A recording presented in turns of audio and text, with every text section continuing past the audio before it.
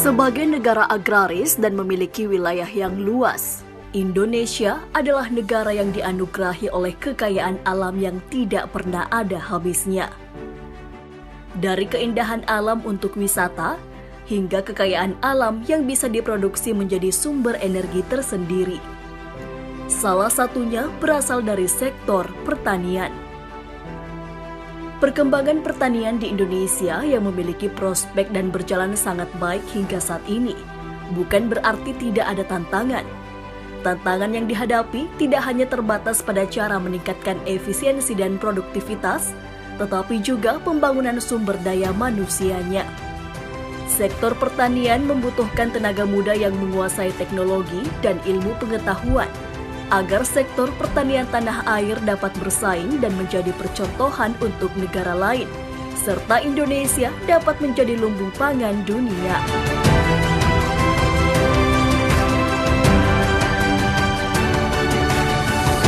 Oleh karena itu, Fakultas Pertanian Universitas Muslim Indonesia hadir untuk mewujudkan cita-cita tersebut.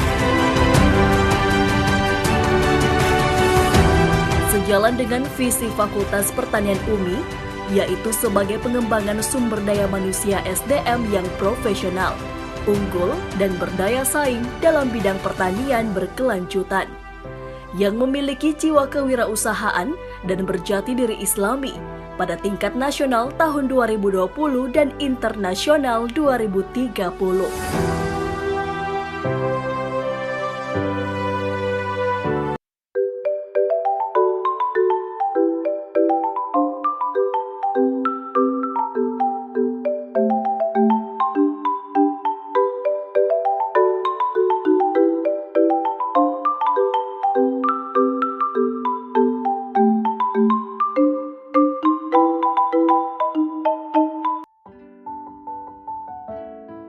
Saya akan membacakan hasil kuesioner praktek lapang komunikasi dan perubahan sosial.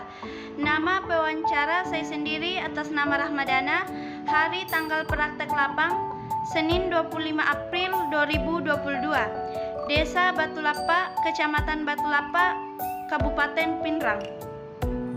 1. Identitas responden. Nama responden Saharuddin, umur responden 53 tahun, pendidikan SMP, pengalaman berusaha tani 25 tahun, pekerjaan sampingan pedagang, jumlah tanggungan keluarga 4 orang. 2. Inovasi yang diadopsi. Ada 4 inovasi yang sudah diterapkan Bapak Saharuddin dalam kegiatan usaha tani, yaitu sistem tanam jajar legowo, pemupukan berimbang, budidaya tanam pelawija pasca panen, pestisida nabati. Di antara keempat inovasi tersebut, saya memilih sistem tanam jajar legowo. 3. Proses adopsi inovasi. Bapak Saharuddin pertama kali mendengar inovasi sistem tanam jajar legowo pada tahun 2010. Dia mendengar pertama kali dari petugas PPL atau penyuluh pertanian lapangan.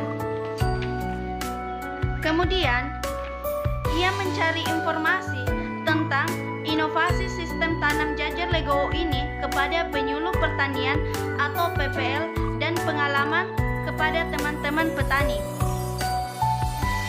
Kemudian, ia mencoba menerapkan dan mengadopsi inovasi tersebut pada tahun 2010, dan dia memberikan penilaian tentang sistem tanam jajar legowo ini, bahwasanya sistem ini lebih menghemat waktu dan sedikit biaya tanam.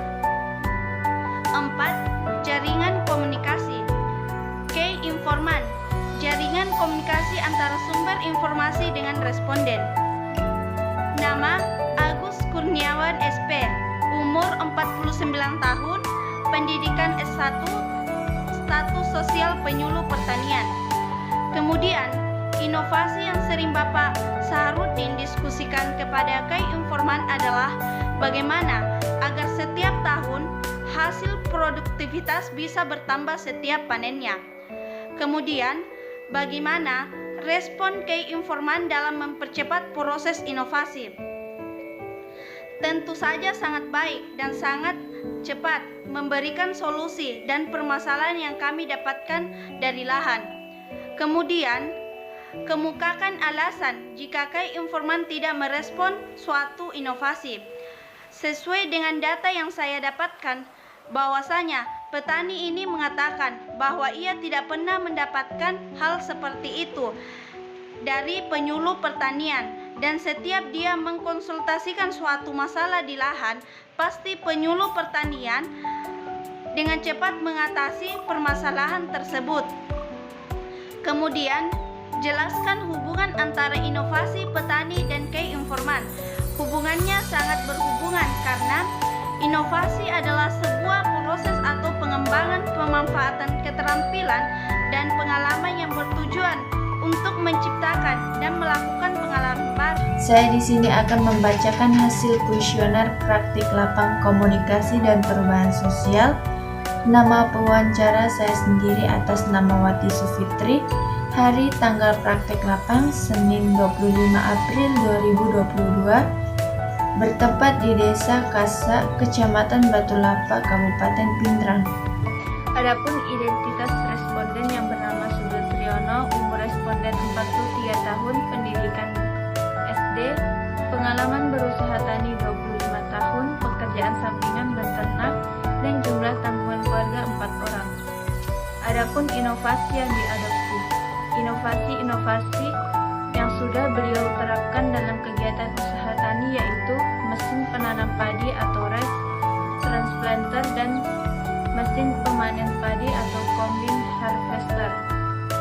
Di antara inovasi tersebut, saya memilih mesin pemanen padi. Adapun proses adopsi inovasi yaitu beliau mendengar inovasi tersebut sejak tahun 2015 dan mendengar dari petugas PPL atau penyuluh pertanian lapangan. Beliau mencari informasi lebih lanjut tentang inovasi tersebut kepada petugas PPL dan sejak 2015 beliau mencoba dan mengadopsi inovasi tersebut. Adapun penilaian tentang inovasi tersebut yaitu inovasi ini sangat bermanfaat dan sangat membantu petani dalam proses pemanenan karena dengan menggunakan mesin ini mempercepat proses pemanenan padi dibandingkan dengan mesin manual serta mempersingkat waktu kerja. Adapun jaringan komunikasi, yang pertama KAI Informan, sumber informasi bernama Triyono, umur 37 tahun, pendidikan S1 dan status sosial PPL. Inovasi yang sering beliau diskusikan dengan KAI Informan yaitu mesin penanam padi. Adapun respon KAI Informan dalam mempercepat proses inovasi yaitu responnya sangat bagus kepada petani dan menjelaskan apa-apa yang tidak diketahui oleh petani.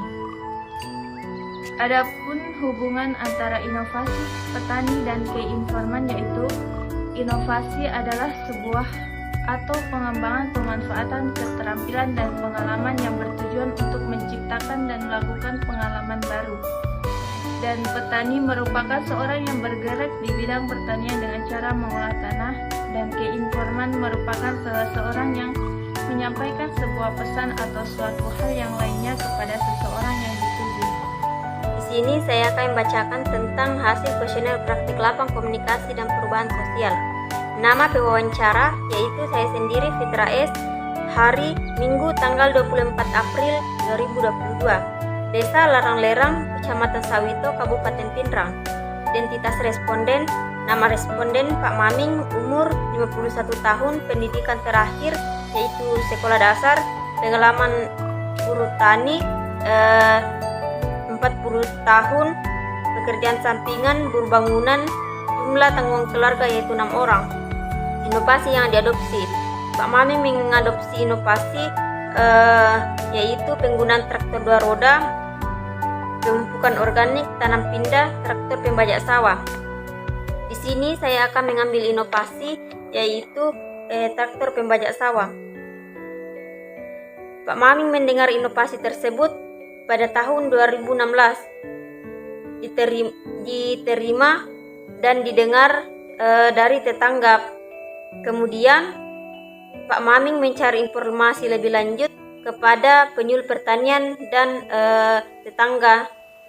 Kemudian sejak tahun 2016 Pak Maming mengadopsi inovasi tersebut. Pak Maming memberikan tanggapan begitu baik tentang pengadopsian inovasi tersebut. Jaringan komunikasi antara sumber informasi dan responden. Nama informasi yaitu Pak Saharudin, umur 27 tahun, pendidikan terakhir SMA, status sosial yaitu buruh tani. Kedua, Pak Jarod, umur 25 tahun, pendidikan terakhir SMA, status sosial yaitu buruh tani. Ketiga, Pak Yusuf, umur 32 tahun, pendidikan terakhir S1, status sosial yaitu penyuluh. Inovasi yang sering Bapak diskusikan dengan K-Informan tentang bagaimana penggunaan traktor dan budget per hektar. Kemudian bagaimana responden K-Informan dalam mempercepat proses inovasi. Responnya sangat bagus dan K-Informan mempercepat pengadopsian inovasi tersebut. Alasan K-Informan tidak merespon suatu inovasi karena tidak banyak membantu petani. Kemudian jelaskan hubungan antara inovasi petani dan K-Informan. Hubungan antara inovasi yaitu suatu yang diadopsi oleh petani dan mencari informasi K-Informan.